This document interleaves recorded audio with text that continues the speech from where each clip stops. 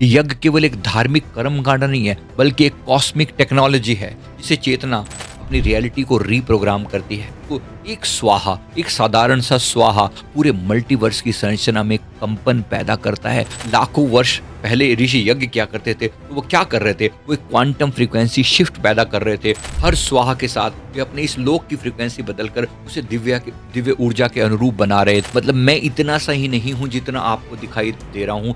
हो सकता है किसी और यूनिवर्स में मेरी एक कॉपी बैठी हुई है और जो वो परेशान है, वो दुखी है।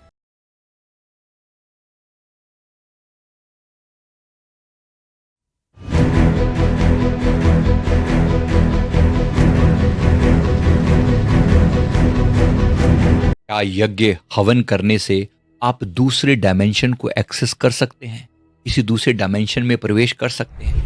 आपने सुना होगा कि हमारे जो पूर्वज थे, हमारे ऋषि मुनिगण यज्ञ हवन पर बहुत जोर दिया करते थे। मेरे श्री परमहंस सदगुरु जी भी बार बार इस बात पर बहुत जोर दे रहे हैं कि लोगों को बार बार हवन करने की विधि सिखाओ। क्यों? गुरुदेव से जब विनती की तो प्रभु ने बहुत सारे रहस्य मेरे सामने रखे। उन्होंने फरमाया कि जब अग्नि में आहुति दी जाती है तो वो धुआं केवल आकाश में नहीं बल्कि दूसरे ब्रह्मांडों तक पहुंचता है। यज्ञ केवल एक धार्मिक कर्मकांड नहीं है, बल्कि एक कॉस्मिक टेक्नोलॉजी है जिसे चेतना अपनी रियलिटी को रीप्रोग्राम करती है।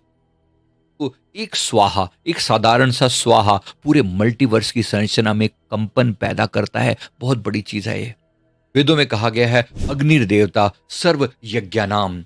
अग्नि हर यज्ञ की देवता है, क्योंकि अग्नि ही वो माध्यम है जो स्थूल पदार्थ को सूक्ष्म ऊर्जा से बदलता है। आप समझ सकते हैं, एक लकड़ी जो स्थूल है, जो ठोस है, थोड़े समय में आपने उसको आग लगा दी। अग्नि में डलने के बाद वो लकड़ी सामान्य लकड़ी नहीं रह गई। अब थोड़े समय में उसमें से जो राख कंपोनेंट है वो निकल गया, बाकी उसकी ऊर्जा जो है वो किसी और रूप में कन्वर्ट हो गई। इसी प्रकार से जब तुम घी, समिधा और औषधि, मंत्र की स्पंदन और अपनी भावना अग्नि में समर्पित करते हो, जब तुम घी डालते हो, समिधा डाल रहे हो, औषधि डाल रहे हो, मंत्र की स्पंदन डाल रहे हो, तो ये वाइब्रेशन एक वेव बनकर किसी कॉस्मिक नेटवर्क में नहीं पहुंच सकता क्या? पहुंचता है। मेरे गुरुदेव ने ऐसा फरमाया, ऐसा पहुंचता है।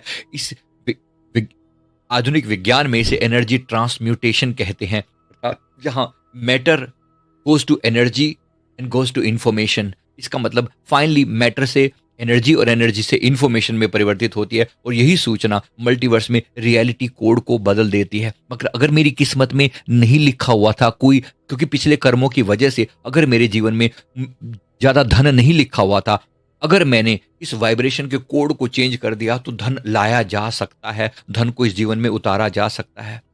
इस बात को अच्छे से समझ लें। जब लाखों वर्ष पहले ऋषि यज्ञ क्या करते थे, तो वो क्या कर रहे थे? वो एक क्वांटम फ्रीक्वेंसी शिफ्ट पैदा कर रहे थे। हर स्वाहा के साथ वे अपने इस लोक की फ्रीक्वेंसी बदलकर उसे दिव्य ऊर्जा के अनुरूप बना रहे थे। इसका मतलब है कि यज्ञ का अर्थ केवल आहुति नहीं है, बल्कि अपने पुराने ब्रह्मांड को अग्नि में अर्पण करके नए ब्रह्मांड की उत्पत्ति करना है। तो मल्टीवर्स में यज्ञ की भूमिका क्या है? अलग अलग ब्रह्मांडों के साथ हम क्या कनेक्ट करते हैं? हर एक यज्ञ एक कंपन, एक वाइब्रेशन पोर्टल खोलता है। ये पोर्टल जब खुलता है, उस द्वार से ऊर्जा सिर्फ ऊर्ध्व दिशा में ही नहीं जाती, बल्कि समानांतर ब्रह्मांडों में भी फैलती है। उदाहरण के लिए, अगर कोई साधक जो है वो आरोग्य यज्ञ कर रहा है, बीमारी को ठीक करने के लिए यज्ञ कर रहा है, तो उसकी अग्नि की तरंगे उन सभी यूनिवर्स में गूंज पैदा करती हैं जहां वह आत्मा किसी रूप में पीड़ा अनुभव कर रही है। मतलब मैं इतना सा ही नहीं हूं जितना आपको दिखाई दे रहा हूं। हो सकता है किसी और यूनिवर्स में मेरी एक कॉपी बैठी हुई है और जो वो परेशान है, वो दुखी है। किसी दूसरे यूनिवर्स में मेरी एक ऐसी कॉपी भी बैठी हुई है जो बहुत प्रफुल्लित है, जो बहुत आनंदित है। ऐसा हो सकता है। और अगर मैं यहां से जो ऊर्जा दे रहा हूं, आज मैं यहां पर एक कॉस्मिक रियलिटी के रूप में बैठा हूं, मैं यहां से जो ऊर्जा भेज रहा हूं, मेरी कहीं और पर जो कॉपी दुखी है, मैं उसको जागृत कर रहा हूं, उसकी बीमारी दूर करने का मैं प्रयास कर रहा हूं।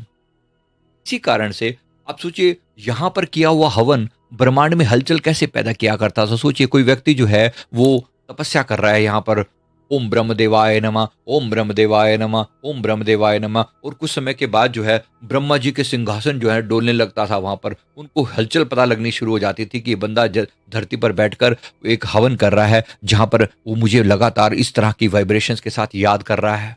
ऐसा होता तो है। इसका मतलब यह है कि जो जैसे राग दीपक जलाया जाता था, एक याद उदाहरण देने के लिए बता रहा हूँ। राग दीपक जलाया जाता था, राग दीपक जलाया, दीपक जब जल रहा है, राग आपने सिर्फ एक राग गाया, आपने सिर्फ एक वाइब्रेशन भेजी, आपने जो है एक सर्टेन तरह की फ्रीक्वेंसी जनरेट करी। उस फ्रीक्वेंसी से एक दीपक की अग्नि कैसे प्रज्वलित हो गई? कैसे?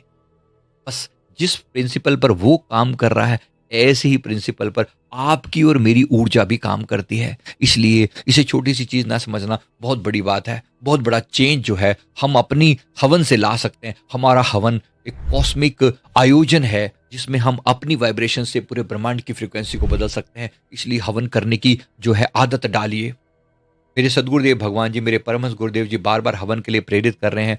मैं अभी हवन का सिखा रहा हूँ, हवन प्रचारक बना रहा हूँ लोगों को कि हवन प्रचार करना सिखा रहे हैं, ताकि अन्य लोगों के घरों पे जाकर भी हवन करके उनकी नेगेटिविटी को हटाया जा सके। अगर आप भी करना चाहते हैं, उसका प्रचारक बनना चाहते हैं, तो नीचे के दिए गए नंबर्स पर संपर्क करके अपने आप को ज़रूर रजिस्टर करें और सीखें हवन कैसे करवाया जाता है, ब्रह्मांड की ऊर्जा को कैसे चेंज किया जाता है। Thank you very much.